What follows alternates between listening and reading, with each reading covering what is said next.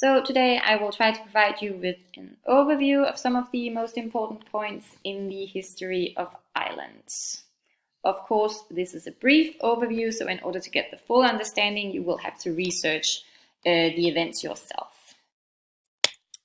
Let's begin. So the earliest history that we know of is the Celtic invasion of Ireland, and it is still debated today when this invasion took place. But what we do know is that this invasion left traces on both culture and also language that we still see today. For instance, the Celts spoke some sort of Celtic, which later evolved into Irish Gaelic. They also left poetry and artwork.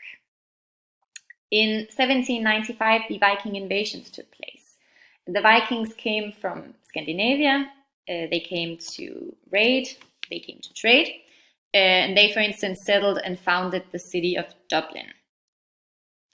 Around 1100, the English king at the time, Henry II, he decided that he wanted to add Ireland to the British Empire. This meant that the colonization officially had begun. In 1690, the Battle of Boyne took place. The Battle of Boyne was a battle between King James II, who was a Catholic, and Dutchman William of Orange, who was a Protestant. The battle was won by William of Orange, and this was a huge victory for the Protestants in Ireland. And it is actually still remembered by the Protestants in Northern Ireland today. It is, for instance, celebrated through the Orange Day Parade. Moving on to 1800. In 1800, we have the Act of Union. And the Act of Union is important because this meant that England and Ireland became one state under the English crown. A couple of years later, in 1845 to 1856, the Potato Famine took place, or the Great Famine, as it is also referred to. So in Ireland at the time, the most important crop was the potato, and this crop became infected. This meant that 1 million people died of starvation and more than 1 million people had to immigrate the country.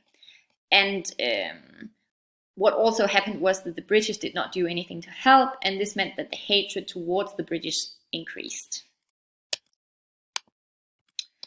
Then in 1960, the Easter Rising took place, and the Easter Rising was a rebellion against the British, which the British won. The leaders of the rising were executed.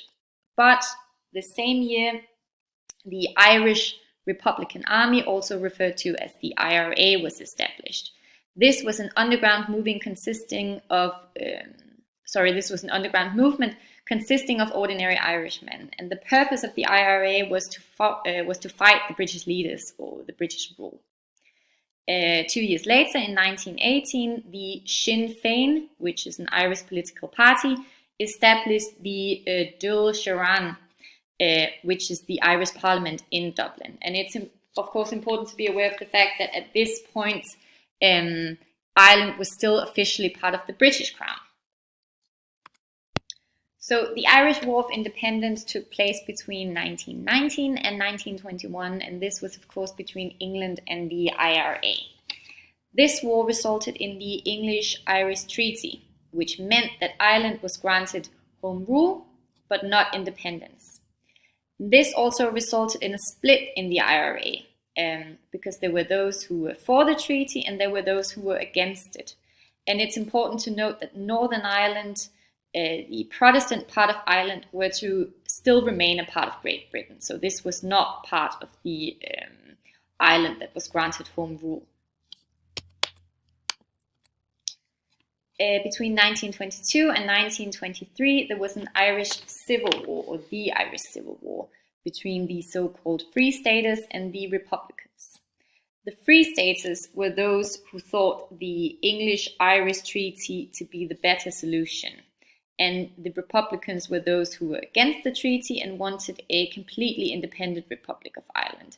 And the Free Staters won. So the Free Staters were sort of happy with the with the solution that Ireland was granted home rule by the British.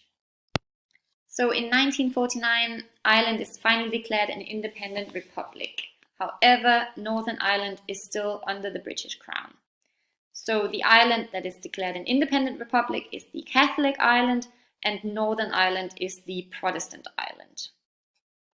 In 1968, the Troubles took place, and the Troubles is the name of the conflict in Ireland between the IRA and the English troops, which sort of reignited in the 1968.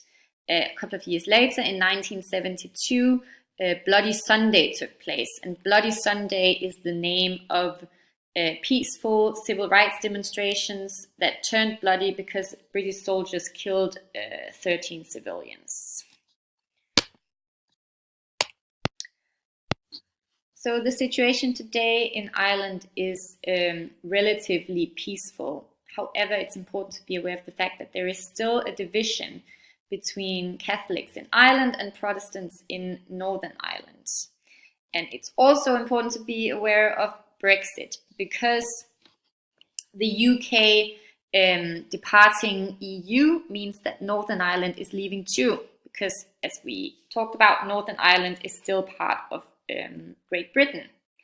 And when this happened, or if this happens, it requires a border between Ireland and Northern Ireland. And both sides of this historic conflict agree that borders and border checks might reignite the conflict between the two. So we don't know it yet, but Brexit might result in this conflict sort of reoccurring between the two parts. Thank you for your attention.